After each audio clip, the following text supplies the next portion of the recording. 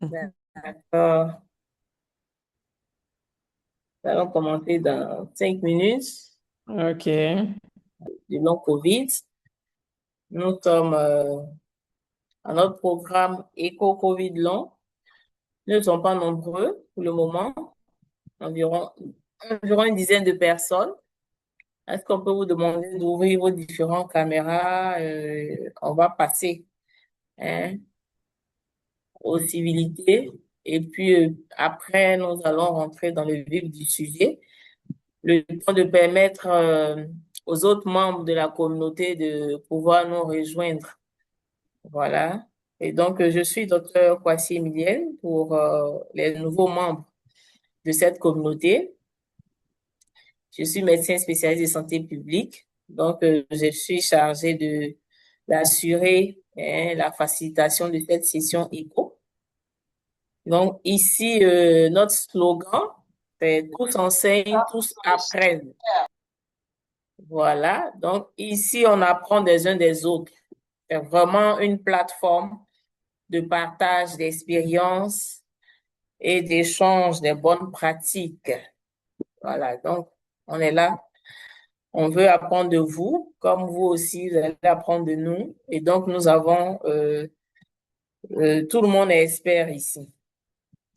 Donc, sans plus tarder, nous allons permettre à ceux qui sont connectés, qui ont fait vraiment l'effort d'être à l'heure à cette session, de bien vouloir se présenter à la communauté. Voilà. Donc, je vois Papi Ishika qui est connecté depuis un bon moment. On va lui donner l'opportunité de se présenter à la communauté. Bonjour, docteur. Merci beaucoup. Bonjour, docteur Emilienne. Je suis Papi Chika, microbiologiste depuis la RD Congo, en même temps enseignant-chercheur à l'université de Kolwezi, la province du Dolaba. Mais j'ai comme l'impression que vous avez votre plateforme dans laquelle nous ne sommes pas là. Pour aujourd'hui, on Ah, était obligé de vous envoyer nos adresses mail afin de pouvoir nous envoyer les d'accord, la connexion. originaires d'aujourd'hui. Si vous avez la prière, peut-être de nous envoyer le lien pour nous permettre de vous atteindre ou bien euh, de faire partie de ce forum-là WhatsApp. D'accord. Je pense qu'on va partager le visuel sur lequel se trouve le QR code pour rejoindre le groupe WhatsApp et également vous partagez le lien du programme. Parce qu'il y a deux types. Lorsque vous vous inscrivez à partir du lien du programme, vous n'avez plus besoin de vous inscrire pour les sessions de façon automatique. Les invitations à chaque programmation de session pour pouvoir rejoindre facilement. Donc, si vous n'êtes pas dans notre base de données, c'est que la première étape que vous devez effectuer, c'est de vous inscrire au programme COVID long. Comme ça, vous allez recevoir toutes les invitations sur le programme. Donc, je pense qu'à la fin, la prochaine fois, on va partager le visuel dans votre groupe. Voilà, sur le groupe du professeur Ali Boulaboula, comme ça, vous pourriez euh, vous inscrire sur le programme. En tout cas, merci beaucoup d'être parmi nous. Merci beaucoup, docteur.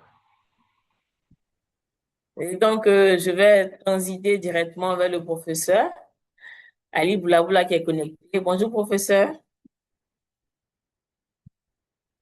Bonjour, docteur Emilien. Comment vous allez? Ben, je me porte bien, merci.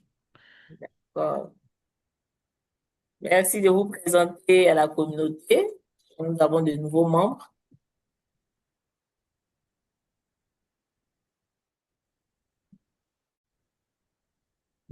Allô, professeur. Oui, madame. Je sais qu'il y a des difficultés de connexion. Est-ce que vous pouvez vous présenter aux nouveaux membres de la communauté? Il y a de nouvelles personnes. Volontiers. Je m'appelle Boulaboula Ali, je suis médecin de formation et enseignant à la faculté de médecine de l'université de Kindu en RDC.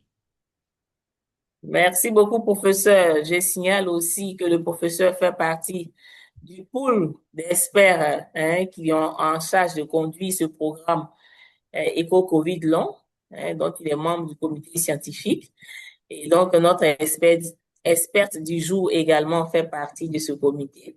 Donc, vous voyez que euh, il y a plusieurs pays qui sont représentés dans ce programme qui est conduit. Merci beaucoup, professeur, pour votre présence. Angèle Reynaldo, ça fait un moment que nous avons Angèle parmi nous. Est-ce que vous pouvez vous présenter? Je ne sais pas si c'est connecté avec l'audio. Monsieur Angèle Reynaldo, ah, il n'est pas connecté avec l'audio. D'accord. On va passer à une autre personne. Agnès Sebim. J'espère que je n'ai pas écorché le nom. Non, Bonjour. c'est ça. Bonjour, Allez-y, présentez-vous. professeur. Allô? Oui, allez-y, c'est Allô? docteur, Vous c'est pas m'entendez? professeur. Oui, allez-y. Ah, ok. Moi, c'est docteur Sebim, médecin généraliste, Mhm. chef de service des actions sanitaires au district sanitaire de Boisflé. Deux. Boisflé, En Côte d'Ivoire, Côte voilà. d'Ivoire. D'accord. C'est votre première participation? Allô? Allô? D'accord. Est-ce que les autres membres de la communauté me reçoivent? Envoyez-moi Oui, des docteur, on signaux vous si vous reçoit. m'entendez. Ah, ok, d'accord. C'est ça. Donc, je pense que c'est à son niveau. D'accord. Oui. On va continuer. Homo, il n'est pas fatigué de se former. Elle était Hmm, avec nous hier. on n'est Bonjour. jamais fatigué. Bonjour, docteur Emilienne. Oui. Je suis très ravie, comme d'habitude, d'être parmi vous, surtout comme on a la grâce d'avoir les professeurs Ali qui sont là et tous les autres maîtres de EcoCovid Long. Donc, je suis Emilienne Bouchak, infirmière en santé au travail actuellement. Je suis au Cameroun pour la santé et la sécurité de la plus grande agence interurbaine du continent. Donc, merci pour les cœurs. J'ai hâte de participer à la session d'aujourd'hui. Comme d'hab, c'est devenu mon rendez-vous de chaque semaine. Merci beaucoup pour vous. Merci beaucoup. En tout cas, c'est nous qui sommes ravis de t'avoir avec nous et d'apprendre également de l'expérience que tu as. Merci beaucoup. Mireille Ando, qui vient juste de se connecter. Nous sommes au stade de la présentation des membres de la communauté. Et donc, vous n'avez rien raté encore. Mireille Ando, est-ce que vous pouvez vous présenter? Bonjour. Bonjour, madame. Présentez-vous. Je suis, je suis Mireille Ando, sage-femme, diplômée d'État. Allô? Oui, je vous entends. Vous Allez-y. De quel m'entendez? pays? Ok. Oui, je suis de la Côte d'Ivoire, au district sanitaire d'Ara, dans la région du Moroni. D'accord. Merci beaucoup. C'est une aussi de nos fidèles participantes à ces sessions. Merci de nous avoir rejoints. Euh, bon, on va repartir vers les hommes. Souleymane Abdoul, est-ce que vous pouvez vous présenter à la communauté? Vous avez une belle photo qui nous regarde avec les mains au dos. On souhaiterait voir ce visage et se présenter à la communauté. Ouvrez votre micro, monsieur Souleymane Abdoul.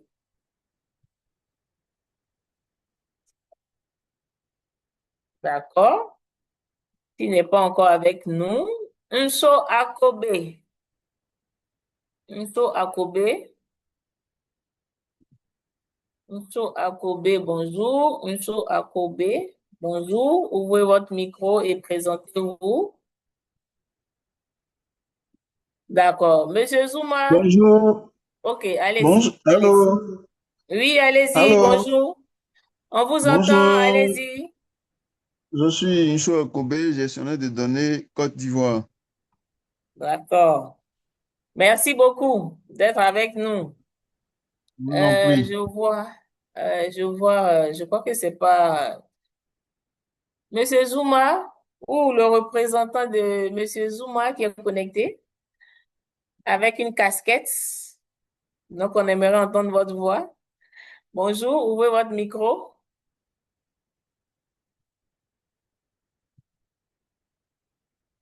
Allô? Ouvrez votre Allô, micro. Oui, c'est Zoumana allez-y. Koulibaly ou Monsieur Zouma. D'accord. Ok, bonjour à toutes et à tous. Je suis Zoumana Koulibaly, Mhm. chef section planification, formation et recherche du district sanitaire de Sigiri en République de Guinée. D'accord. Je Merci suis très beaucoup. ravi de. Merci, merci. C'est pareil pour nous. C'est votre première fois? Non, non, c'est pas la première fois. D'accord. Donc, je suppose que vous avez participé à nos sondages Oui, post-session. oui. D'accord. OK. Donc, pour ceux qui nous ont rejoints, nous n'avons pas encore commencé. On vous attendait. Voilà. Et il est 13h11 minutes. On va permettre à quelques membres de l'équipe de se présenter. Et donc, je vais commencer, laisser la parole à notre expert du jour, professeur Luis Fortes, qui va juste saluer la communauté. Et puis après, nous allons commencer. Professeur, allez-y, présentez-vous. Oui, bonjour à tous. En tout cas, contente de retrouver la communauté dans cette session éco Covid long. Donc, je me présente, je suis le professeur Luis Fortes, je suis spécialiste en maladies infectieuses et tropicales et je travaille au Sénégal dans un hôpital qui se trouve au niveau de la banlieue de Dakar, la capitale, et je suis également enseignante à l'université Cheikh Anta Diop de Dakar. Merci beaucoup. Vous Merci. avez tous ces signaux pour vous. Nous sommes heureux de vous avoir encore avec nous. Voilà, pour apprendre de vous et apprendre aussi de l'expérience du Sénégal. Merci beaucoup, docteur V. Bonjour. Que vous pouvez vous présenter? Bonjour, docteur Kwasi, la manager en chef. Bienvenue à tous les membres de la communauté. Je suis docteur Veta Nouanik, médecin de santé publique, assistant technique au Super Hub. Contente de participer à cette session. Et bonne session à tous. Merci. Merci beaucoup. Aujourd'hui, j'ai pas encore vu le professeur Kra. D'accord. OK, donc on va passer rapidement sur l'agenda avec nos Haïti, différents Haïti, Monsieur Urich et Monsieur Konaté. Bonjour à vous. Pour positionner l'agenda.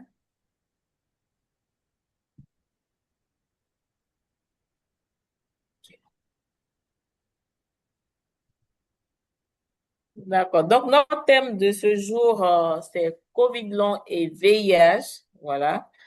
Et nous avons déjà commencé par la présentation des participants et des membres de l'équipe.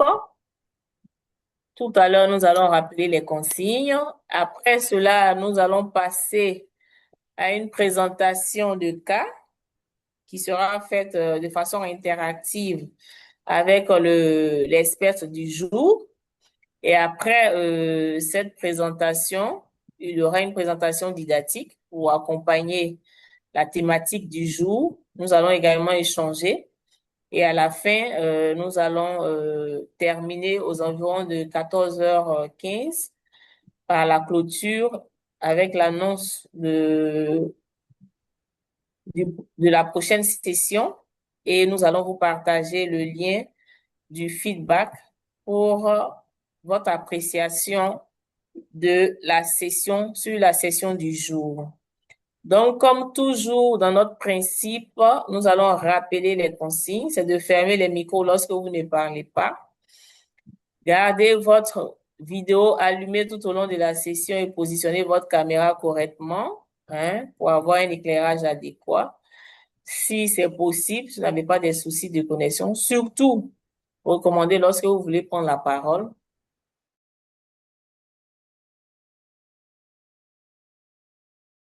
Je vous demande de vous présenter, activez votre micro, dites votre nom, le nom de votre organisation et le lieu de votre travail. Donc, nous allons demander à ceux qui nous ont rejoints, qui n'ont pas eu le temps de se présenter, de le faire maintenant dans le chat. Écrivez votre nom, votre prénom, votre organisation, votre pays dans le chat avec votre adresse mail. Donc, lorsque vous avez la parole, il faut garder votre téléphone portable très loin de vous ou bien en mode silencieux. Assurez-vous de trouver un endroit où la connexion est stable pour pouvoir bien profiter de cette formation.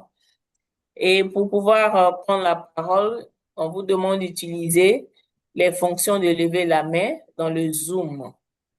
Donc, nous sommes à une formation sur la santé, un domaine important, critique.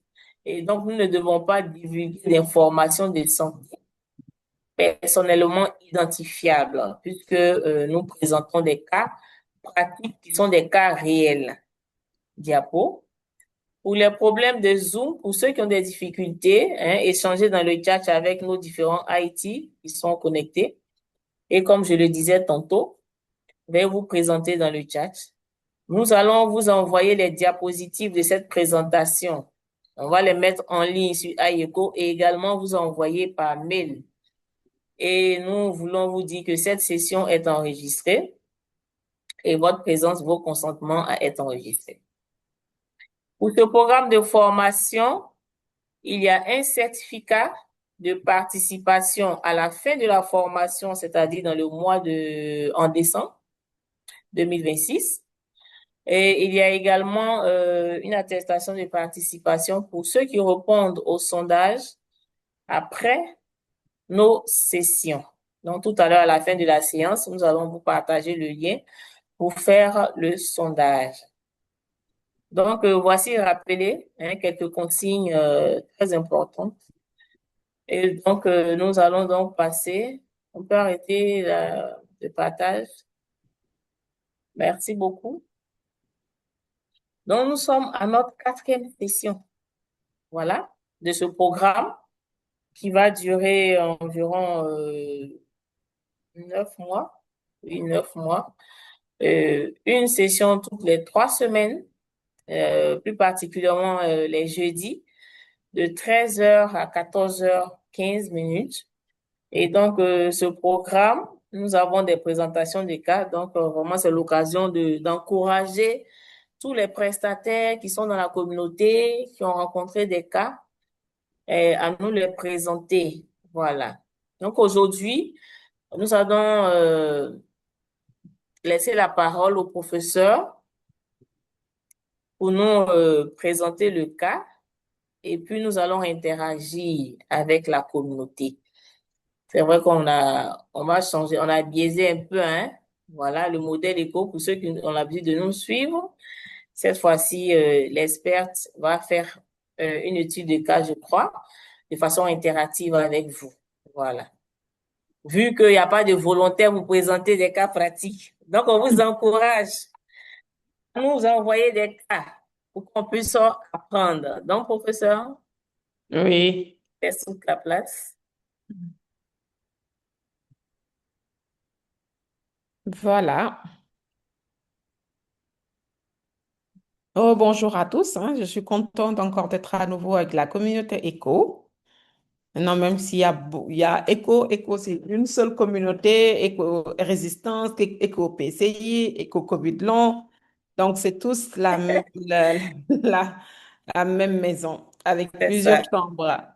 c'est ça. Voilà, donc comme vient de l'annoncer docteur, nous allons présenter un cas clinique. Après, je ferai quand même le point de l'expert sur immunodépression et COVID-19, association COVID COVID-19 et VIH, quelles sont les particularités, et ensuite terminer par le risque de COVID long et le VIH avant de conclure. Donc, tout d'abord, je vais parler de la COVID, hein. C'était une maladie, c'est une maladie émergente. Et on se rappelle bien que la pandémie avait débuté en fin décembre 2019, hein.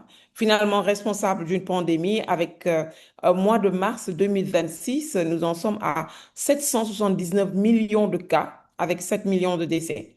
Nous sommes tous d'accord que la pandémie à COVID-19 a eu des conséquences au niveau sanitaire extrêmement importantes, dont la perturbation des services de santé. Et très tôt au cours de la pandémie, on a identifié des personnes qui étaient à risque de faire des formes graves, risque d'hospitalisation, risque de décès. Et parmi ces personnes figuraient les personnes infectées par le VIH. On pensait que après la COVID, une fois que la personne a fait son infection, la personne est guérie, comme on fait la grippe et toute autre infection virale.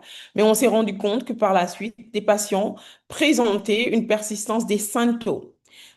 Et ceci a été donc le nom qui a été donné à ces symptômes. C'est ce qu'on appelle le COVID long que nous verrons tout à l'heure et qui nécessite une prise en charge pluridisciplinaire. Donc, tout d'abord, je vais présenter le cas clinique. Je resterai au docteur Emilienne de me dire quelles sont les tendances parce que je ne peux pas regarder le chat en même temps. Donc, il s'agit d'un homme de 50 ans vivant avec le VIH depuis 10 ans. Il est sous traitement, donc le traitement classique que nos patients ont actuellement, c'est-à-dire c'est-à-dire du tenofovir, du TLD, tenofovir, lamivudine et dolutegravir. Et 6 mois auparavant, avant que on l'ait en hospitalisation, il avait une charge virale qui est indétectable. Donc, il était bien contrôlé virologiquement. Il a été hospitalisé, il avait des antécédents d'hospitalisation. 3 mois plus tôt, il avait été hospitalisé pour un tableau de COVID-19 modéré, mais qui n'avait pas eu besoin d'oxygène. Et il rapportait qu'il avait été vacciné, qu'il avait reçu 2 doses de vaccin COVID. Donc, on le reçoit, nous, à la consultation. Il nous dit qu'il a eu une infection COVID il y a 3 mois de cela. Et il a constaté quand même depuis 3 mois une fatigue persistante, invalidante, plus une difficulté respiratoire et également des douleurs musculaires qui sont diffuses. Donc, la première question que je voudrais poser à la communauté devant ce tableau clinique de ce patient-là, est-ce que vous retenez d'emblée le diagnostic de COVID? Oui, parce qu'il a des antécédents de COVID et que son infection à VIH est stable. En tout cas, 6 mois auparavant, il avait une charge virale indétectable. Non, il faut d'abord éliminer d'autres causes. Donc ça, c'est la première question. Bon, patient 50 ans, VIH, sous traitement antirétroviral, contrôlé virologiquement, il y a 6 mois de cela, antécédent 3 mois auparavant d'une tableau de pneumopathie à COVID-19 et qui revient avec une fatigue. Voilà, il se sent fatigué en permanence. Il a l'impression d'avoir une dyspnée et de plus, attends, oups. Fatigue persistante, invalidante, dyspnée et également douleur musculaire diffuse. Donc la question, c'est que est-ce que devant ce tableau, vu qu'il est contrôlé virologiquement auparavant, qu'il a des antécédents de COVID, vous retenez d'emblée le diagnostic de COVID long ou vous dites non, mais peut-être que ce serait bien de faire des examens paracliniques pour éventuellement éviter, pour éliminer d'autres causes. Le moment, je crois que c'est le B qui l'emporte. Nous avons trois réponses B contre une réponse A. Donc, chers participants, vous êtes invités à répondre dans le chat en choisissant une réponse, soit le A, soit le B.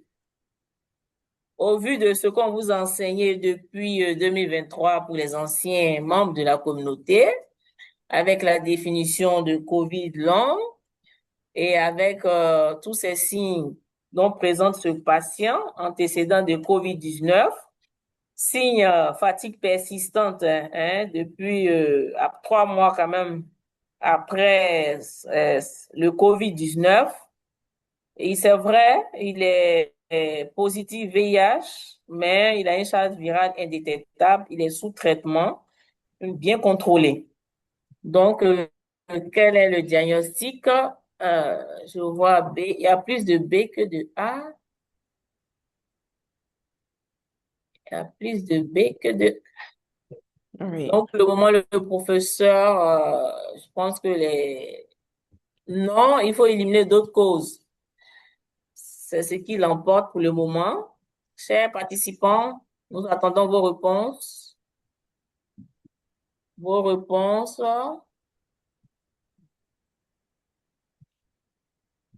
A pour Emilienne, car il faut investiguer davantage. Oui, devant les antécédents cliniques et la stabilité de l'infection à VIH. On pense à un long COVID. Non, il faut éliminer d'autres causes. Donc, pour le moment, je pense que le B l'emporte, hein, professeur. Ok, Sur la d'accord. réponse Mais moi, je suis d'accord avec. C'est vrai que c'est un patient qui est contrôlé virologiquement il y a 6 mois de cela, mais en 6 mois aussi, vous êtes d'accord avec moi que beaucoup de choses peuvent se passer dans la vie d'un patient qui peuvent impacter sur ce charge. C'est pas parce qu'une charge virale était indétectable il y a 6 mois de cela qu'elle est toujours indétectable. Peut-être que les choses se sont passées. Et qu'il faudrait, avant de retenir quand même un diagnostic de COVID long, il faudrait quand même éliminer d'autres causes, surtout que c'est un patient voilà, qui est infecté par le VIH. Donc, il faudrait éliminer d'autres causes. Donc, je suis d'accord en tout cas avec les collègues qui préconisent quand même d'éliminer d'autres causes avant de retenir le diagnostic de COVID long. Oh. Je vous donne un ensemble d'examens. Mhm. Donc, de diagnostic, quel diagnostic devez-vous systématiquement évoquer chez ce patient qui a un tableau de fatigue, de dyspnée, mais également d'asthénie, d'asthénie, de dyspnée, après post-COVID, sur ce terrain VIH. Pour vous, quelles sont les causes qui seraient éventuellement possibles? OK, allons-y. A, une pneumocystose. B, une tuberculose. C, une pneumopathie à gemme banale. D, un COVID long. 2, E, une cardiopathie. Donc, quel diagnostic? C'est bien au pluriel, c'est-à-dire que vous pouvez avoir plusieurs. Quel diagnostic devez-vous systématiquement évoquer et éliminer chez ce patient PVVIH avec fatigue persistante et une dyspnée post-COVID-19? Donc, on attend vos réponses, vos différentes réponses dans le chat. OK. Est-ce qu'il n'y a pas Il n'y des a pas personnes? de tout, donc le D l'emporte. Bon, il y a D, il y a C, il y a D, il y a combien de... Il y a D, ça fait 2D, 2B, 2C. Bon, pour le moment, il y a le B. Vous avez la possibilité de choisir plusieurs, hein? Oui, c'est Voilà, ça. Ils ont la possibilité de choisir plusieurs, hein. c'est C'est-à-dire ça. vraiment un patient VIH qui nous vient dans un tableau d'asthénie, de Disney. Donc, vous avez la possibilité de choisir voilà, plusieurs hypothèses. Bon, il y a une personne qui a choisi tout, hein? Toutes les réponses. Hmm. Ensuite, il y a CD, il y a BD, il y a DB, B et C, Excusez-moi, B, C, E. Oui, au docteur son. Emilienne, il y a pas des personnes qui sont en attente d'admission parce qu'on m'envoie des messages là. En Euh, attente d'admission, les ouais. IT. OK. Est-ce que vous avez ouvert, en effet, la mise en attente en salle Non, des non, participants? il n'y a pas de, il n'y a pas de salle d'attente, hein, c'est ouvert, tout est quoi-ci, c'est OK. ouvert. Ah, OK. D'accord. OK. C'est bon, merci. Les réponses, bon, C, D. Donc, je pense que prochainement, on va utiliser le Paul Everywhere. Comme ça, on voit mieux les réponses. l'écran. Donc, C'est vrai que le B apparaît beaucoup, le C aussi, le B, le le B, le C. C, le I, le B, C, D. B, C, D, OK. B, C, D, oui. Oui. Plusieurs réponses, mais il y a B, C, D qui apparaissent dans la majorité des réponses, hein. OK. Le est en minorité. OK. Donc, B, C, E, B et C, C et B, C et D. OK. Mais il y a une seule personne qui a choisi toutes les réponses. Voilà. Donc, professeur, voici un peu la tendance, hein. Il n'y a qu'une seule personne qui a choisi Oui, les oui. quatre Voilà. possibilités et c'était Oui. ça la vraie réponse, hein. Wow. Donc, on envoie des cœurs pour cette personne. Je ne sais pas c'est qui, C'est voilà. Tunso Akobe. OK. Bravo à vous. Docteur Akobe, oui. Effectivement, hein, chez ce patient qui a un tableau de fatigue, de dyspnée, en général, en maladie infectieuse, en tout cas dyspnée et fièvre, chez un patient, même en dehors de la fièvre, hein, dyspnée chez un patient VIH, la pneumocystose, hein, fait partie des premières infections opportunistes à laquelle on pense. Nous sommes dans un pays d'endémie tuberculeuse, hein. Je pense que tout le monde a proposé, en tout cas toutes les personnes qui ont répondu, ont proposé systématiquement la tuberculose, hein. Et ça, nous sommes d'accord parce que nous sommes dans des pays d'endémie tuberculeuse. Et ensuite, la pneumopathie à germe banal, donc des infections communautaires. Et ce que j'aime bien rappeler quand je discute avec les collègues, je leur dis, ben, c'est pas parce qu'un patient, il est VIH qu'il ne peut pas avoir toutes les infections qu'un autre patient pourrait avoir. C'est-à-dire que j'ai un patient qui n'est pas VIH, qui vient en consultation, je pense à une pneumopathie à germe banal, une pneumopathie communautaire, comme on l'a, une pneumopathie communautaire due à Streptococcus pneumoniae ou au staph ou à Klebsiella pneumoniae. Rien n'empêche à mon patient de faire un tableau d'infection pulmonaire à germe banal. Donc ça également, c'est quelque chose qu'il faut évoquer. Euh, Puisque le tableau persiste depuis 3 mois, qu'il a un antécédent de pneumopathie à ce Covid, donc je pense qu'on est en droit quand même d'évoquer un Covid long. Et pourquoi pas une cardiopathie décompensée. Donc soit une anémie qui s'est décompensée, voilà, qui est responsable de la fatigue et de la dyspnée. Donc, au final, les quatre réponses, quand même, étaient des réponses valables pour les diagnostics que nous devons, en tout cas, évoquer et éliminer. OK. Donc, pour résumer, donc fatigue, asthénie, c'est très fréquent pour Covid long et c'est vraiment fluctuant. La dyspnée et la toux par rapport au Covid long, peut-être que c'est en rapport avec des séquelles respiratoires post-Covid, mais également une pneumocystose, une tuberculose pulmonaire, une infection bactérienne. Et le patient a des arthralgies, des myalgies. On sait que c'est très fréquent. Donc, dans l'hypothèse, en tout cas, d'une Covid long, c'est très fréquent le fait d'avoir des myalgies, des arthralgies après une infection virale, hein. Par exemple, je prends l'exemple de la dengue, hein, ou je peux reprendre également l'exemple de la grippe. La symptomatologie peut persister parfois plusieurs semaines, qu'on appelle entre guillemets la queue de la grippe, hein. Donc, ces arthralgies, ces myalgies peuvent vraiment survenir en post-Covid et rentrer dans le cadre de Covid long. Mais également dans le cadre du VIH, ça peut être une myopathie qui est liée au virus lui-même ou bien dû au traitement. Donc, ce patient présente donc cette symptomatologie, vous recevez ce patient à la consultation. Selon vous, quelles sont les questions que vous allez poser à l'interrogatoire et qu'est-ce que vous allez rechercher à l'examen clinique?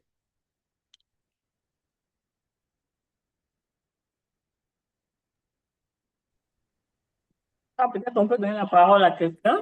Oui, je Un pense. volontaire. Oui, quelqu'un qui veut prendre la parole. Un volontaire.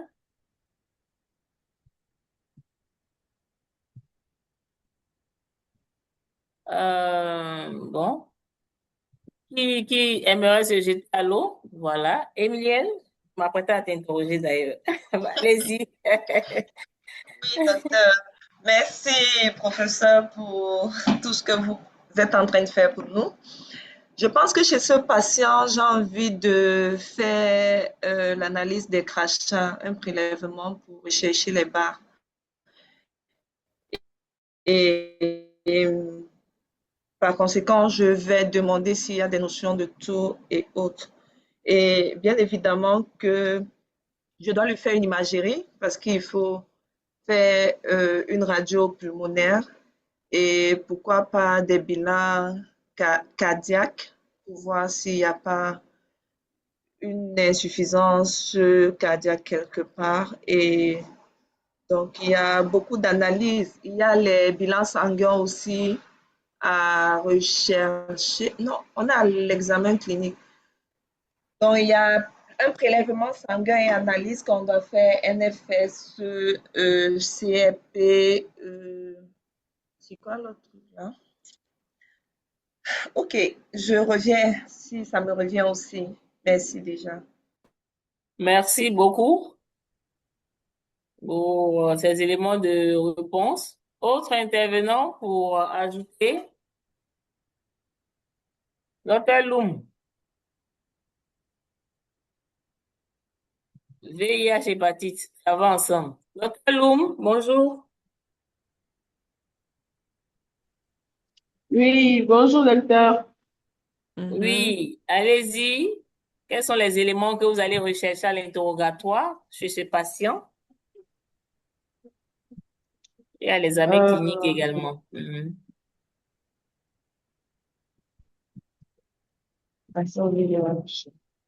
Oui. On rappelle que c'est un patient qui a une fatigue persistante et invalidante, qui a une dyspnée et des douleurs musculaires diffuses.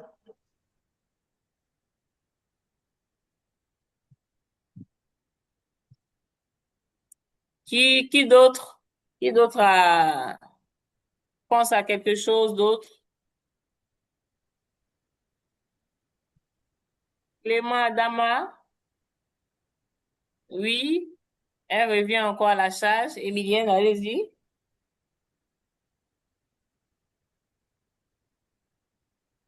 Allez-y. Oui, je pense que comme le professeur l'a dit tout à l'heure, il ne faut pas ignorer le volet de l'anémie. Donc, il faut déjà vérifier les constances, la fréquence respiratoire, saturation en oxygène, fréquence cardiaque, température et autres.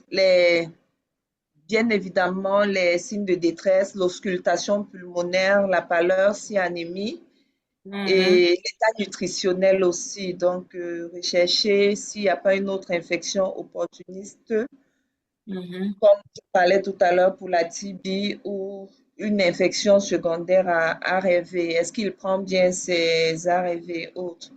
Donc, merci. En tant qu'infirmière, je m'arrête là. D'accord, d'accord. OK.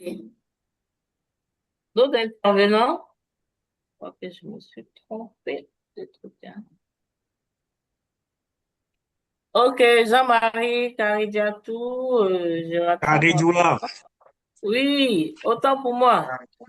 Okay, very Allez-y. good. Ok, je pense que bon, devant ces signes-là, on peut rechercher Je me suis trompée de... devant la fatigue, la dyspnée, les douleurs musculaires diffuses, rechercher des signes d'imprégnation tuberculeuse, notamment une fièvre au long cours, voilà, qui peut accompagner, n'est-ce pas, cette dyspnée-là. On peut rechercher également un amaigrissement, rechercher une anorexie et aussi rechercher une aménorrhée non gravidique. Alors, c'est un homme, c'est bien ça, ok, bon, pas l'aménorrhée. Donc, surtout ces signes-là. Et puis, à l'examen clinique, et toujours à l'interrogatoire, demander aussi s'il n'y a pas une toux qui accompagne, n'est-ce pas, ces signes. Si la toux est grasse, quelle est la nature des expectorations. Et puis, à l'examen physique, sera de rechercher un syndrome de condensation pulmonaire au moins, voilà, qui va motiver plus tard Donc, aller faire une radio et éventuellement aussi l'examen des crachats. Donc, c'est ce que je peux dire à ce niveau. OK, Ok. pas mal. Vous êtes de quelle spécialité? Allô? Oui, Je suis de l'infectiologie, OK. CHU de Boaké. D'accord, OK. Merci. Ok, Je pense qu'on peut merci. passer à la réponse, hein. Donc, sur l'état général, donc il y a la température, hein. Il faudrait qu'on recherche s'il y a une fièvre, est-ce qu'il y a une fièvre qui est persistante, est-ce que le patient il a perdu du poids, son état nutritionnel, sa fatigabilité.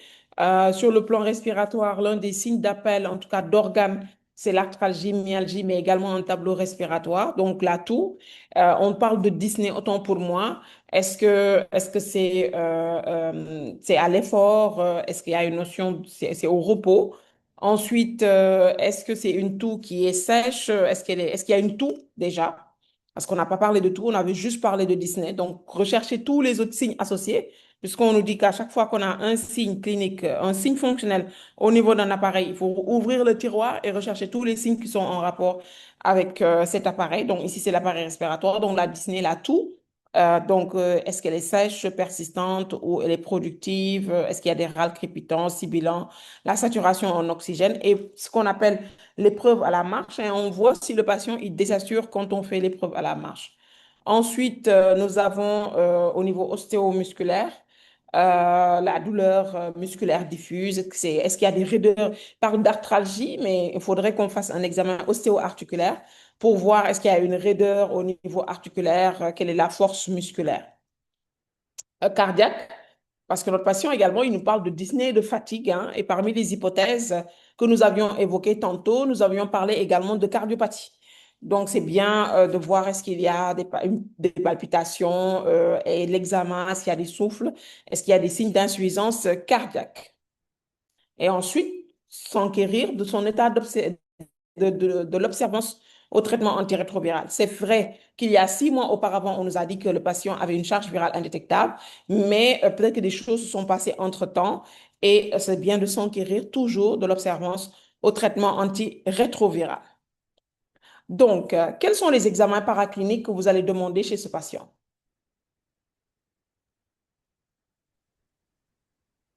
Ok, chers participants, tous les organes sont déjà dessinés.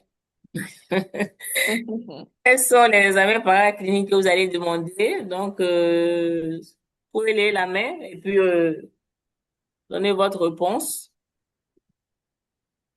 Tous ceux qui ont intervenu tout à l'heure, Emilienne, est-ce qu'il y a des réponses pour les examens?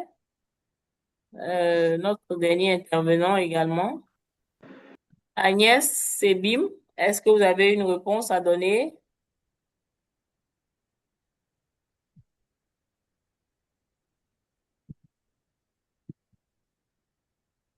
Allô? Donc, pour l'exploration, oui. Des allô. Oui, vous êtes où? Vous êtes là? Oui, oui, ils sont là, hein? Allez-y pour vos réponses. Quel examen paraclinique allez-vous demander? Oui, Luz Narita. Allez-y. Euh, Merci beaucoup, docteur. Merci, professeur. Je pense que pour ma part, si on pense à une maladie qui concerne l'appareil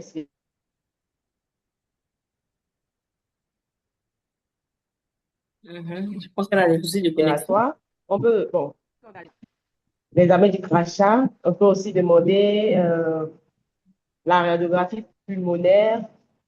Cette radiographie permettra de nous montrer s'il y a une atteinte pulmonaire, bien aussi s'il y a atteinte du cœur aussi. Ça peut nous donner la silhouette du cœur. On peut demander aussi certains examens qui sont spécifiques au cœur, tels que l'ECG. Et je pense que je vais m'arrêter là. D'accord, c'est Voilà déjà quelques bien. examens. D'accord. Ibrahima Gouressi, merci beaucoup à Merci beaucoup Allô? pour la parole. Par rapport à l'examen paraclinique qu'on peut demander, la première des choses d'abord, c'est de se rassurer de faire la charge virale Mhm. du patient d'abord, et puis procéder comme on sait que la prédécesseur vient de dire, l'examen pulmonaire, soit on fait la COVID ou bien on fait la tuberculose. Donc, et je pense que c'est les trois qu'on peut faire pour le moment et voir la situation avec ça. D'accord. OK, il y a Emilien qui voulait ajouter quelque chose, ce qui a été déjà dit. Oui, docteur.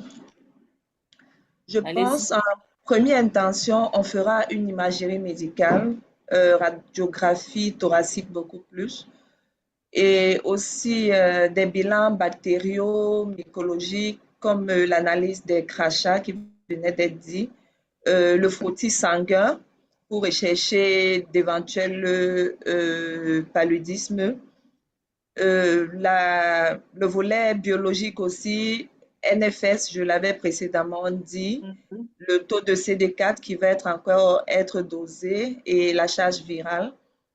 Rechercher aussi s'il y a la présence de gaz dans du sang. Je pense qu'on parle de hypoxémie.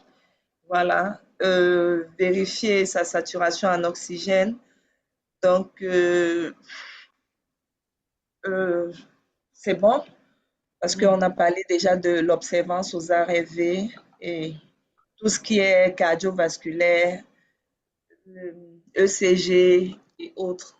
Ça D'accord. aussi, il ne faut pas négliger. Merci beaucoup, cher maître. Pensez aussi à la poche du patient. OK, Ah, professeur. désolé, moi, j'ai l'habitude de travailler gratuitement, donc nous, on Ah, fait dans d'accord. la gratuité. C'est pour ça que C'est où ça? Ah. je suis plus humanitaire que Ok, dans l'État. d'accord. Ouais. Ok, d'accord. Donc, professeur, voici quelques éléments de réponse. Ok, merci à toutes les personnes qui ont intervenu, qui sont intervenues. Donc, le patient, on l'a examiné. Il était apyrétique, hein, il avait une conscience, donc il n'avait pas de fièvre. Il avait une conscience qui était claire, un indice de masse corporelle qui était normal. Il n'avait pas signalé de perte de poids significative. Sa fréquence respiratoire était à 18. On a pris la saturation en oxygène. Elle était à 96% à l'air ambiant, un pouls qui était à 84 et une tension artérielle qui était à 12,7.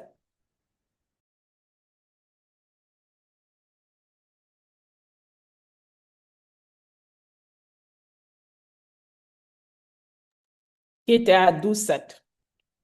Donc, a priori, un examen qui était normal. Donc, ça, c'était l'examen général. Pour l'examen des appareils, au niveau de l'examen cardio-pulmonaire, les murmures vésiculaires étaient normales. Il n'y avait pas de crépitant, il n'y avait pas de sibilant, il n'y avait pas de souffle et il n'y avait pas de signe d'insuffisance cardiaque.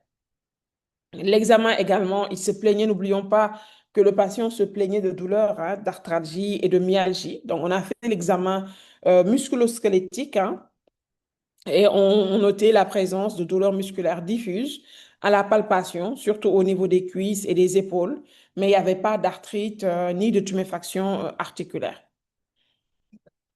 On a fait la numération, je pense que vous avez parlé de la numération formule sanguine. Cette numération était importante pour voir si on pense à une infection pulmonaire, une infection bactérienne. On s'attend à avoir peut-être une hyperleucocytose. Ça peut nous montrer également une baisse des globules blancs, une lymphopénie en rapport avec son infection à VIH. En tout cas, la numération et la CRP étaient revenues normales. On a fait une radiographie du thorax, hein. Au départ, on a d'abord fait une radiographie du thorax, c'était normal. Mais par la suite, on a dû demander un scanner thoracique. Et on a également fait le tibilam urinaire, un tibilam urinaire qui est revenu, c'est plutôt négatif, hein. Le tibilam urinaire était négatif, mais pas positif. Donc, le tibilam urinaire, je ne sais pas si vous connaissez, c'est un test de diagnostic rapide, hein, qui se fait et qui recherche la présence de la lipoarabinomanane au niveau des urines, hein. par rapport au diagnostic par rapport au diagnostic de la tuberculose. Donc, c'était négatif, hein. Le CG également, notre patient se plaignait de dyspnée, de fatigabilité. Donc, il a fallu faire, la numération ne montrait pas d'anémie, mais néanmoins, on a dû faire également un ECG qui est revenu normal. Vous avez parlé tantôt de la charge virale. Notre patient était observant. Déjà, à l'interrogatoire, il n'y avait pas un problème d'observance, mais on a dû quand même faire la charge virale qui remontait à 6 mois. Cette charge virale était revenue indétectable et le taux de CD4 était à 400 par millimètre cube. Donc, au finish, hein, résultat des courses chez ce patient que nous avons de 50 ans VIH connu depuis 10 ans, qui était sous traitement sous TLD et qui avait une charge virale indétectable, qui se plaignait de dyspnée, de fatigabilité et de douleurs musculaires. Donc, l'examen clinique était globalement normal, dominé par l'asthénie, les myalgies diffuses, sans signe vraiment, après avoir examiné, on n'avait pas retrouvé d'infection opportuniste ni d'atteinte focale et les examens paracliniques étaient revenus normaux. Donc, sur cette base, nous avons retenu un diagnostic de COVID long probable. Donc, il n'y a pas d'examen pour confirmer que c'était un COVID long. Donc, le COVID long, c'était plus un diagnostic d'élimination, c'est-à-dire après avoir éliminé toutes les autres infections opportunistes.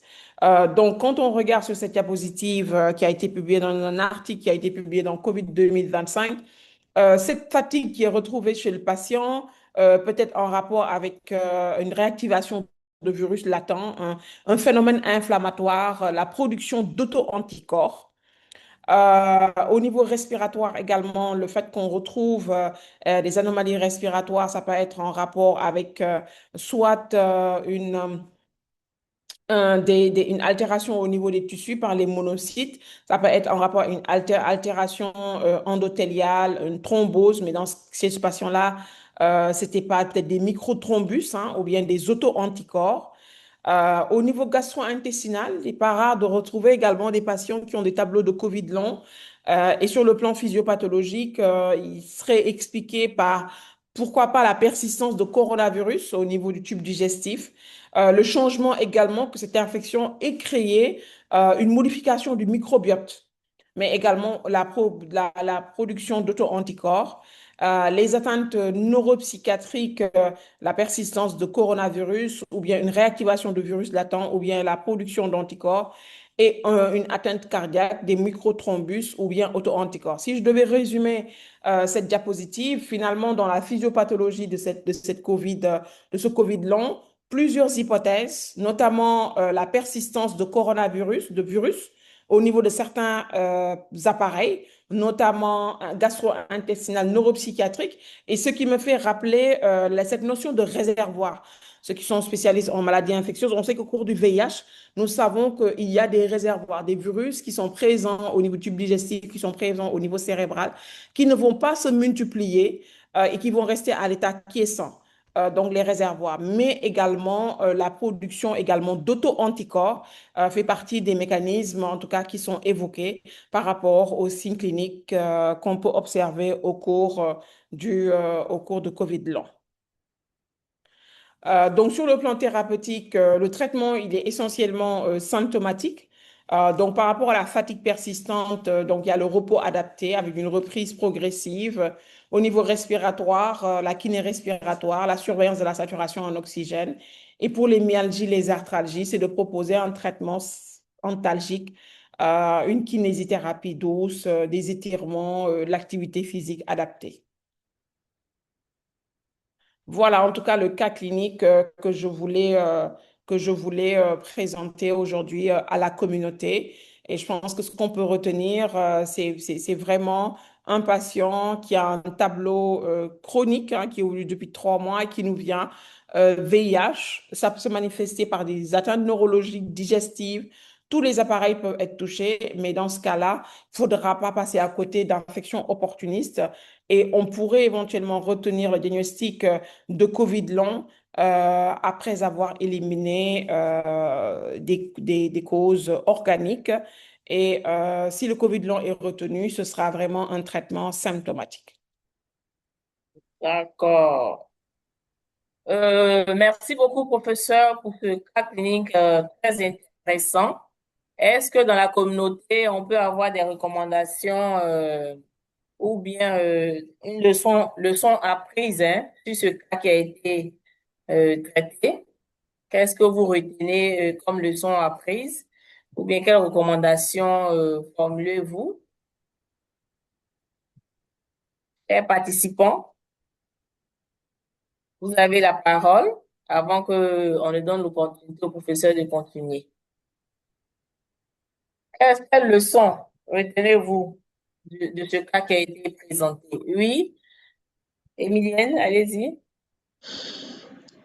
Comme leçon apprise pour le cas clinique de ce jour, je pense que face à un patient qui présente de tels diagnostics, il faut éviter de poser directement de tels signes et symptômes, il faut éviter de poser directement le diagnostic de COVID long sans investiguer davantage. Donc, on va essayer d'explorer avec tout ce que le professeur vient de nous faire lire. Et aussi, je pense qu'il ne faut pas qu'on oublie d'associer un volet psychologique, voilà, un suivi psy. Je ne sais pas si ça entre. Parce que le professeur a donné toute la prise en charge pour les douleurs, les myalgies, dyspnée, fatigue et autres, tout l'aspect thérapeutique COVID long, mais je n'ai pas suivi le volet psychologique. C'est ce que je voudrais ajouter. Merci beaucoup, cher maître. D'accord. Merci beaucoup. Donc, tenir compte du volet prise en charge psychologique. Oui, tel patient avec ce tableau. D'autres recommandations dans la démarche qui a été faite? Si vous n'avez pas de recommandations à faire par rapport à l'examen clinique avant les examens paracliniques à demander, vous n'avez pas de recommandations? Vous avez vu la démarche que le professeur a faite? Docteur? Avant d'identifier les examens paracliniques, oui, Emilienne? Est-ce qu'on pourrait retourner en communauté pour essayer de faire des analyses avec des personnes contacts? Je ne sais pas. C'est vrai que c'était un cas de COVID long, mais les personnes contacts aussi sont des personnes peut-être à ne pas éliminer chez ce patient. Et un rendez-vous après ce suivi. Merci. D'accord. Donc, tenir compte de l'entourage du patient. OK. D'autres leçons apprises tirées de ce cas en termes même de démarche de prise en charge?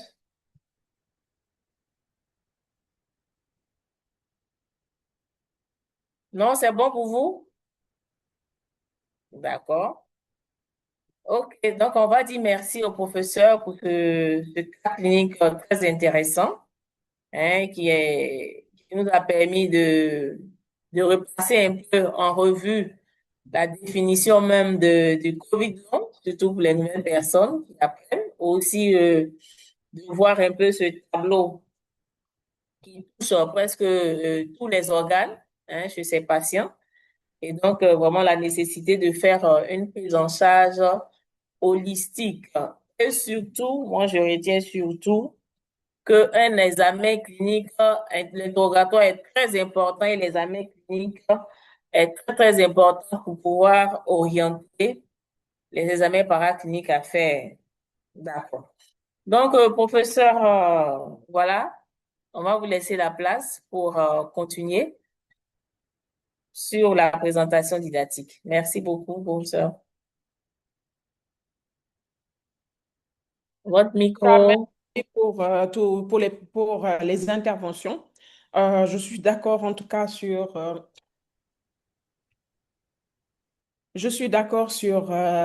prise en charge psychologique, parce que vous imaginez quelqu'un qui a un tableau clinique qui évolue depuis 3 mois, ben, il vient, vous lui faites tous les examens paracliniques, tout est normal, mais lui, il n'invente pas. Il se sent dyspnéique, il a des douleurs musculaires, articulaires, qui ne sont pas expliquées, en tout cas après avoir fait des examens paracliniques. Donc, il faudrait une bonne séance de psychothérapie pour vraiment expliquer qu'en fait, il n'y a rien d'organique, parce que surtout cette notion de Covid long reste quelque chose d'assez abstrait, où il n'y a pas d'examen qui te permette de dire, ben, effectivement, vous avez un diagnostic positif, un test pour dire, voilà, vous avez Covid long. On a tantôt parlé des personnes contacts.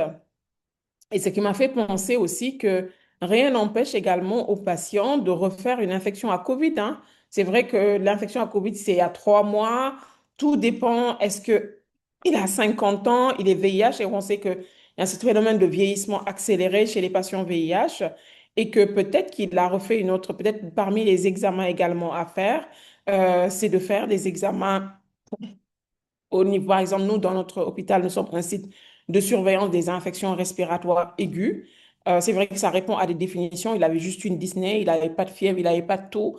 Mais s'il avait une fièvre, une toux, ben, je pense qu'il ne faudrait pas hésiter également à rechercher les infections, d'autres infections respiratoires aiguës. Voilà, c'est les quelques commentaires que je voulais faire par rapport à euh, les deux interventions que nous avons eues, comme qu'est-ce qu'il fallait retenir. Donc, je vais terminer par euh, une petite mise au point sur le risque de Covid long et le VIH. Donc, Covid long aujourd'hui constitue un défi de santé publique. Les personnes vivant avec le VIH représentent une population particulièrement à risque, nécessitant une attention spécifique. D'où l'importance de la prévention, du suivi régulier, de la recherche clinique pour adapter les stratégies thérapeutiques. C'est vrai qu'aujourd'hui, il y a encore beaucoup de flou en ce qui concerne ce phénomène de Covid long, et il faudrait en tout cas insister sur, en tout cas en y associant la recherche clinique. Peut-être que parmi nos patients, il y en a qui présentent des tableaux de Covid long, mais on ne les a pas étiquetés comme Covid long. Donc, Covid long, ça c'est défini par l'Organisation mondiale de la santé comme la persistance de symptômes au-delà de 2 mois après le début de l'infection et pendant 2 mois sans autre cause. Donc, vraiment, il y a cette notion de chronicité, un tableau qui évolue pendant 3 mois et qui évolue 3 mois après, des symptômes qui sont présents 3 mois après un tableau de COVID et qui dure 2 mois et il n'y a pas d'autre cause. Pour insister encore que le diagnostic de COVID long, c'est un diagnostic d'élimination. Les études ont montré qu'il existe des personnes qui sont quand même à risque de faire ces tableaux de COVID long. Ce sont les femmes, ce sont les personnes qui ont eu des tableaux, pas des tableaux asymptomatiques, mais plutôt aigus, ou même des patients qui ont présenté des tableaux de COVID qui ont nécessité une hospitalisation, des patients qui présentent des tableaux de comorbidité, notamment le VIH, le diabète, l'hypertension, et également les patients tabagiques. Donc, et on estime qu'environ 15% des personnes infectées par l'infection au SARS-CoV présentent des symptômes qui persistent au-delà de 12 mois, donc 1 an. Et donc, ce qui fait environ, quand on dit 15% de personnes, n'oublions pas qu'on est à 700 millions de personnes qui ont présenté une infection à COVID. Finalement, quand on fait 15% de ces personnes, ça ne fait quand même à peu près 114 millions de personnes qui sont, en tout cas, qui présentent ces tableaux, ces cliniques, ce tableau de COVID long, des symptômes qui persistent au-delà de 12 mois. Les signes cliniques, ce sont des signes cliniques, j'ai envie de dire, qui ne sont pas spécifiques. Ils vont dans tous les, entre guillemets, dans tous les sens et tous les appareils généraux, dont la persistance, la fatigue persistante, l'asthénie, la fièvre, la dyspnée, qui peut être une dyspnée d'effort, de repos, une toux chronique, douleur thoracique. Sur le plan neurologique, c'est des troubles de mémoire, concentration, des céphalées, des troubles du sommeil, des vertiges, de l'anosmie.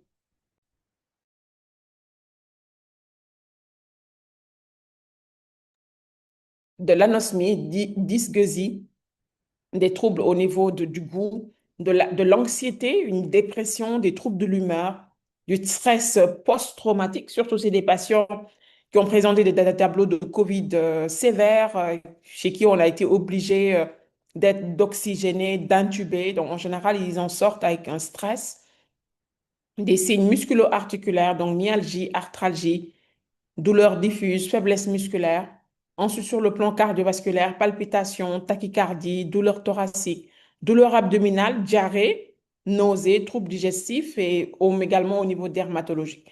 Donc, si on regarde ces signes cliniques, ce sont des signes cliniques qui sont fréquents, qui ne sont pas spécifiques, et tous les appareils sont concernés. Je pense que j'avais montré tout à l'heure une diapositive où on expliquait un peu l'atteinte au niveau, le COVID long au niveau cardiovasculaire, au niveau digestif, que c'est dû à la persistance de virus. Donc, les mécanismes physiopathologiques, il y a cette notion, je vous disais tantôt, on connaît très bien dans le VIH, cette notion de réservoir de virus, hein.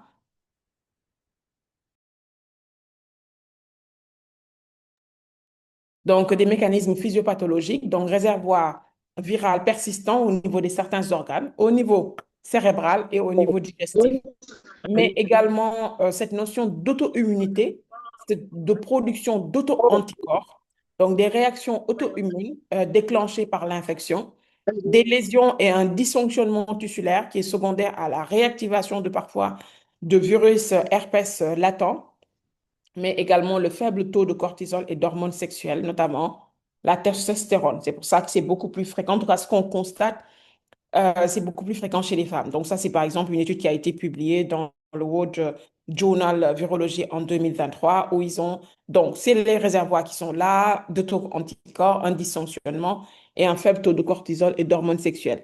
Aujourd'hui, il y a beaucoup de recherches qui sont en cours pour essayer d'identifier des marqueurs biologiques, parce que c'est bien facile de dire, ben, j'ai un patient, je l'ai hospitalisé ou je l'ai reçu en consultation, il se plaint de tels symptômes, j'ai refait tous les examens, mais on est très, on n'est pas, on n'est pas très outillé pour dire avec certitude que c'est un tableau de COVID long. Et il y a des études qui sont en recherche pour rechercher vraiment des marqueurs biologiques. La prise en charge de ces tableaux de COVID long repose sur un traitement symptomatique, mais également sur la psychothérapie.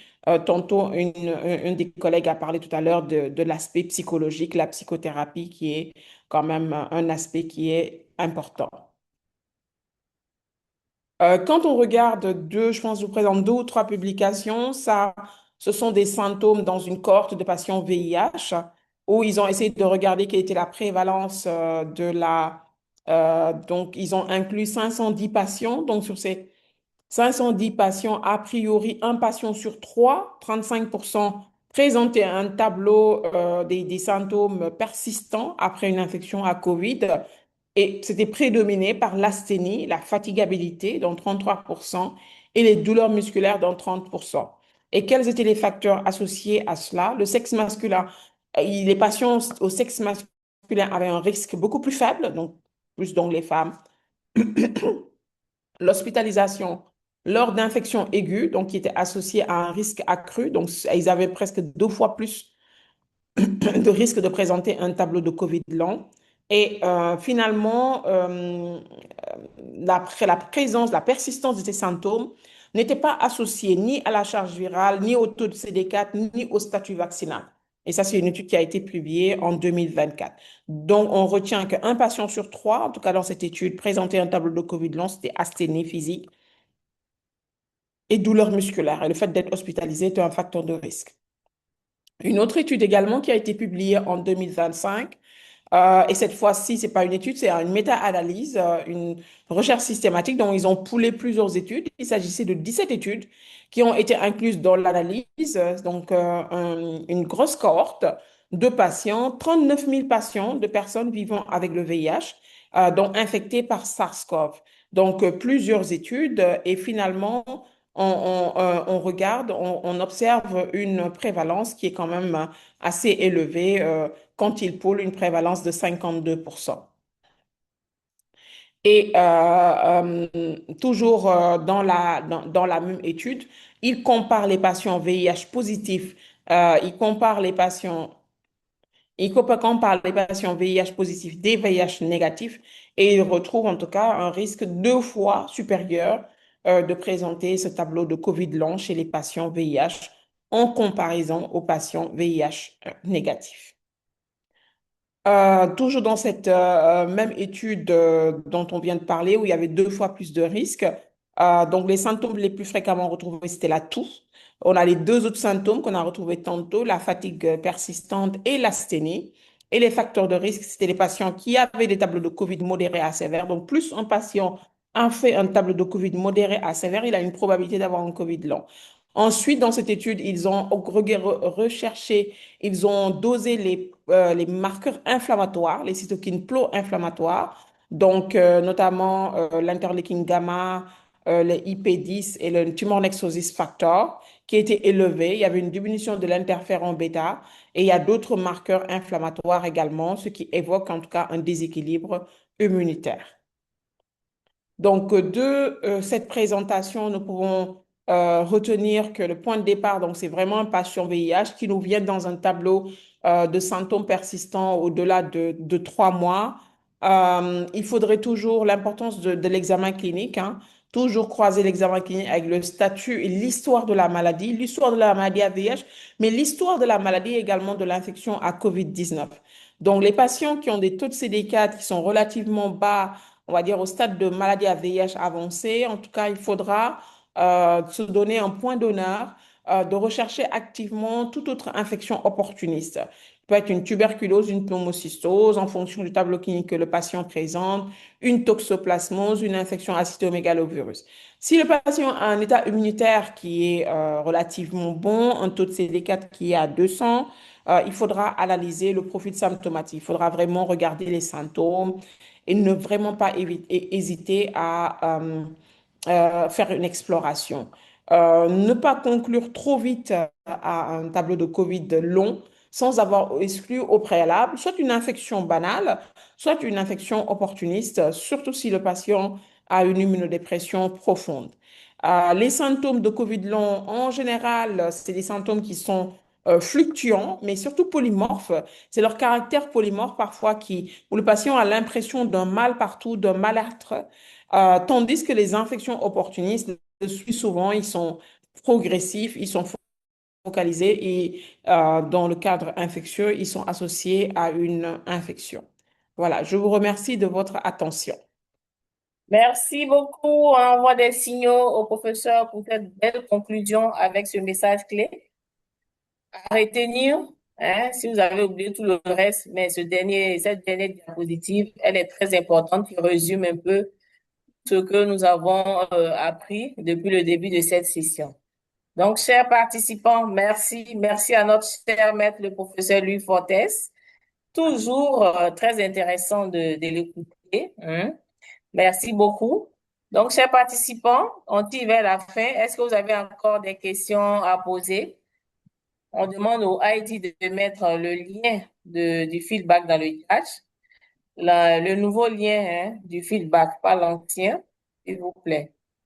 Merci beaucoup. Est-ce que vous avez des questions de compréhension après cette présentation? Ou bien un commentaire, voilà, ou bien une suggestion, c'est le lieu de le faire.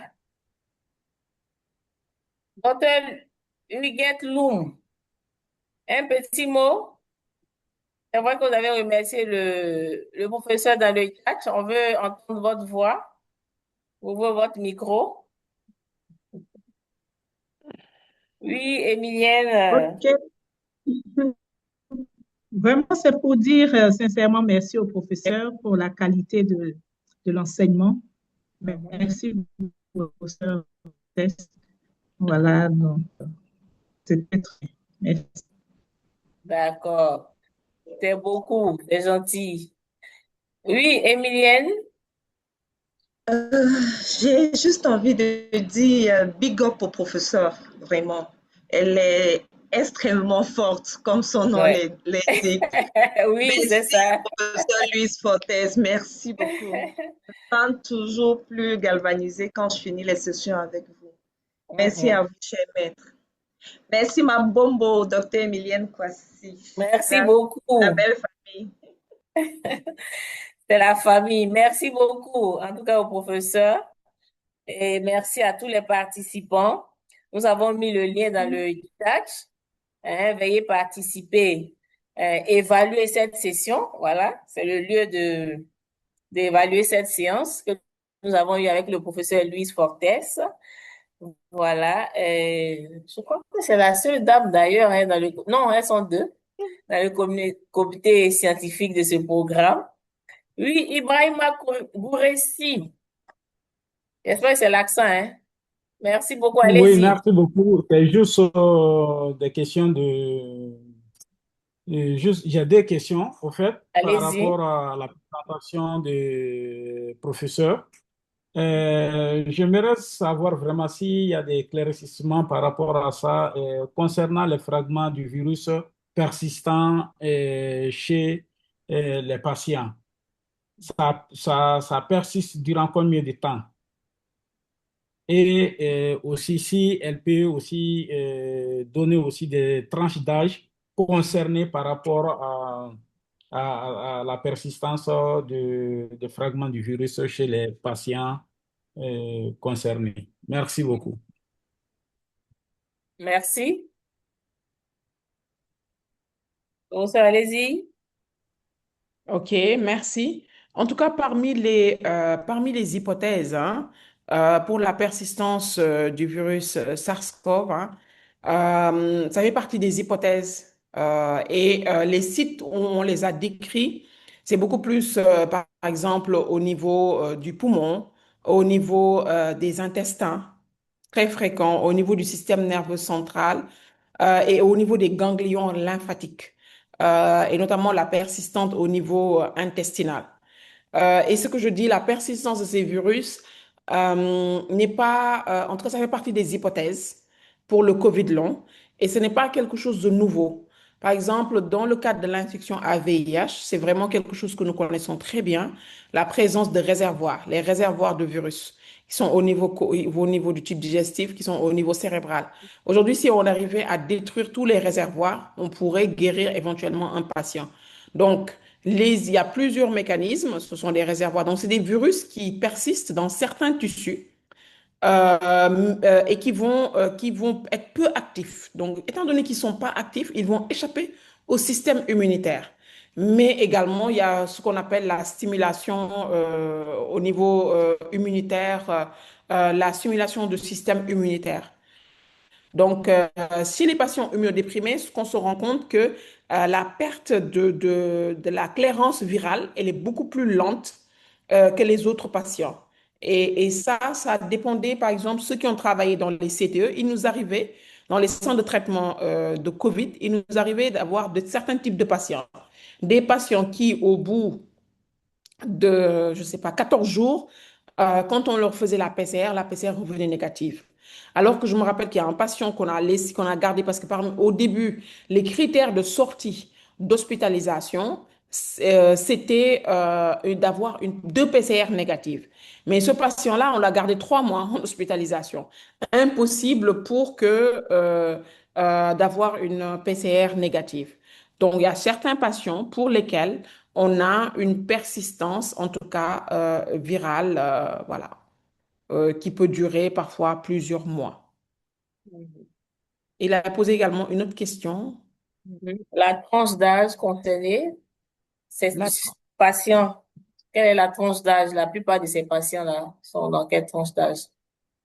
la plupart de ces patients, c'est plutôt des sujets moins chez les enfants, beaucoup plus chez les adultes, et même chez les adultes, c'est beaucoup plus les femmes que les hommes.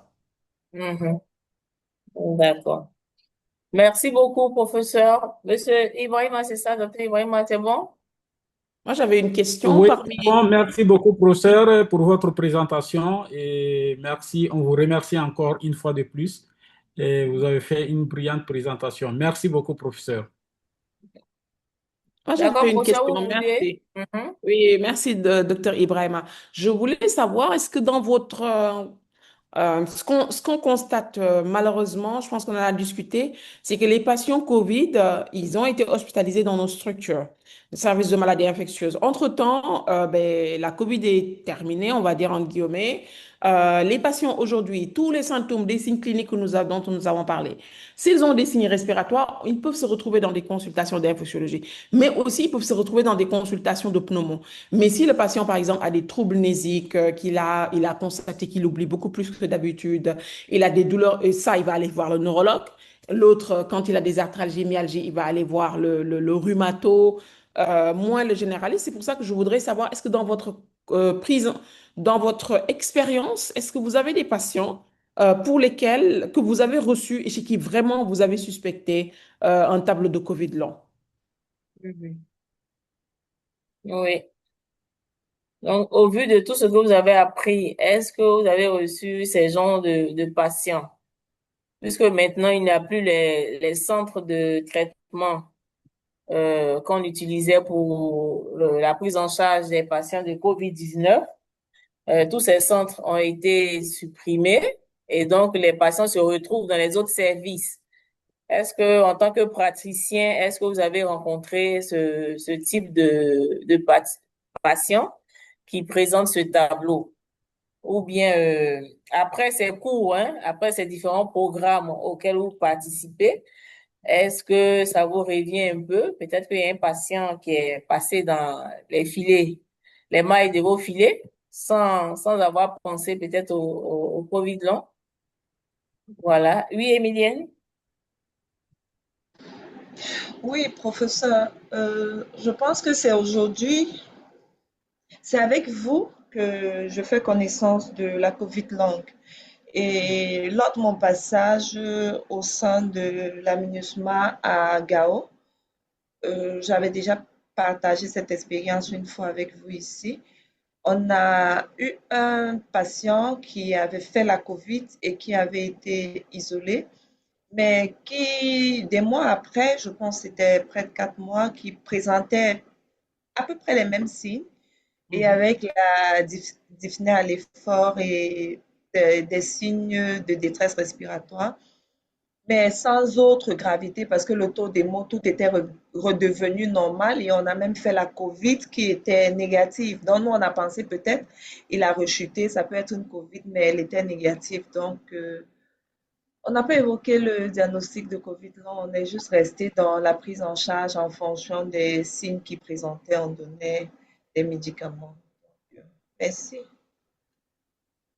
D'accord. Je pense que merci beaucoup. Il y a professeur Ali Boulaboula qui voulait ajouter quelque chose. Oui, professeur. Merci d'abord, professeur Louise, pour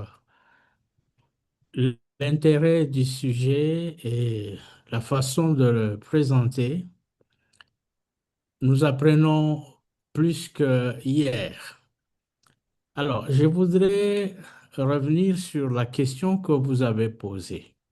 Vous avez donné vous-même la réponse, mais je voudrais insister sur le fait qu'il y a une de participantes qui a insisté sur le problème psy.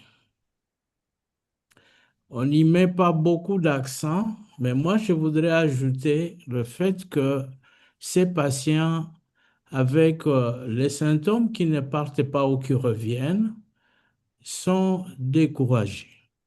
Sont découragés et je m'excuse pour le mot de déambuler. Ils vont de médecin en médecin parce que non satisfaits de la prise en charge et ils vont même à penser, ça dépend de chaque milieu, de chaque culture, à la sorcellerie, au mauvais esprit. Donc la question que vous avez posée, elle est délicate.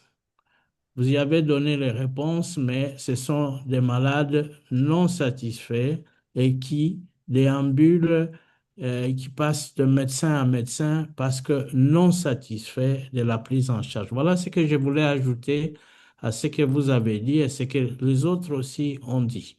Merci beaucoup, professeur. Merci beaucoup, professeur Ali Boulaboula, pour l'additif. Professeur Louis Fortes, vous allez conclure? Oui, merci en tout cas au professeur Boulaboula. Je pense il a vraiment très bien résumé, hein. Ce sont des patients finalement qui sont en détresse, sans pour autant trouver un nom, qu'on puisse trouver un nom ou bien une cause à l'ensemble des symptômes qu'ils présentent. Peut-être que parfois même il y en a qui pensent que ce sont des patients qui inventent. D'où l'importance également de ces sessions écho sur le Covid long. Ça nous permet en tout cas de mieux sensibiliser sur les infections à Covid, hein. Mine de rien, c'est 114 millions de personnes qui sont concernées. Ces patients peuvent se retrouver dans nos consultations et nous, voilà, qu'on soit plus outillés à éventuellement les prendre en charge. Merci. Merci beaucoup. Donc, c'est sur cette belle note, hein, de conclusion que nous mettons fin à notre session de ce jour, tout en remerciant tout un chacun de vous, hein, pour votre participation interactive. Merci particulier à notre cher maître, le professeur Louis Fortes, pour cette présentation très enrichissante, au professeur Ali Boulaboula d'avoir été avec nous. Voilà, nous nous donnons rendez-vous le 23 avril prochain nous allons faire une belle transition toujours dans ce même tableau. Et le thème de la séance prochaine, c'est le Covid long et l'immunodépression. Et donc ça sera avec l'expérience de Madagascar. Donc, sur ce, on va envoyer des signaux au professeur Fortes, on va ouvrir nos caméras et puis on va dire au revoir à tous. Ouvrons nos caméras, on va se dire au revoir. Et bonne fête de Pâques, oui. Et puis on se retrouve après, le 23 avril, voilà, pour la prochaine séance sur le Covid long et l'immunodépression. Merci et au revoir à tous. Merci. N'oubliez pas de faire le sondage, c'est le lieu d'évaluer cette session. Merci à tous. Voilà, tous ces bons mots, ces mots gentils que vous avez envoyés à l'endroit du professeur, hein. Il faut évaluer la Bonne session. fête aux fidèles chrétiens. Merci beaucoup. Merci. Mais le sondage a complètement changé. On peut même pas écrire une petite phrase pour le professeur. Non, il y a une phrase à la fin. Il y a une phrase à la fin, la suggestion. Tu vas écrire. Non, on a mis autre, mais tu n'arrives pas à saisir. Donc, quand tu veux saisir ça. Dans l'option autre, tu n'arrives pas à écrire? Oui, ça ne s'écrit pas. D'accord, donc on prend bonne note. Je pense que les Haïti prennent bonne note. On va corriger ça. Et la question 6 du sondage, j'ai bien envie de comprendre. Quand on dit allez-vous utiliser ce que vous avez appris au cours de la session, la partie sans objet, là, j'espère que ça veut bien dire qu'on va utiliser sans, sans contradiction. Non, sans objet, non. Sans objet, ça veut dire que tu n'as pas de réponse. Bon, ça, c'est la traduction de français-anglais. On va aller choses. Est-ce que tout ce que tu as appris, tu vas utiliser? Il y a oui. Quelles sont les options? Il y a oui, il y a non, c'est ça? Certainement pas, probablement pas, éventuellement, probablement oui, oui, sans aucun doute. Oui. Et il y a sans objet. Ouais, disons, tu n'as rien à dire, hein. Je crois que c'est ça.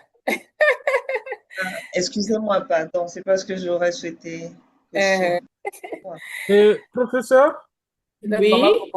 J'ai une question, une dernière question. Est-ce que par rapport, bon, après la présentation, j'ai une idée par rapport à Covid long. Est-ce qu'on peut faire des articles de recherche concernant les personnes vivant avec le VIH en République de Guinée? Est-ce qu'on peut faire une recherche? Oui, des projets de recherche. Oui, sûr. Oui. L'année dernière, par exemple, nous, on a publié sur l'effet du Covid avec le suivi des patients VIH durant la pandémie. Donc, avec ça, je viens d'avoir une idée aussi. Si c'est possible, et on va peut-être, si je peux avoir votre mail, vous écrire par mail. Oui, je vais écrire mon mail sur la première slide de la présentation d'aujourd'hui. Et voilà. Ça marche. Merci beaucoup. Merci. Bonne soirée. Merci.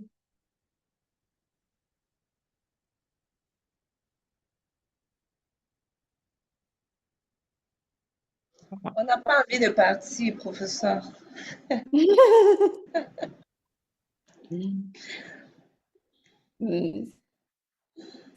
C'est bon.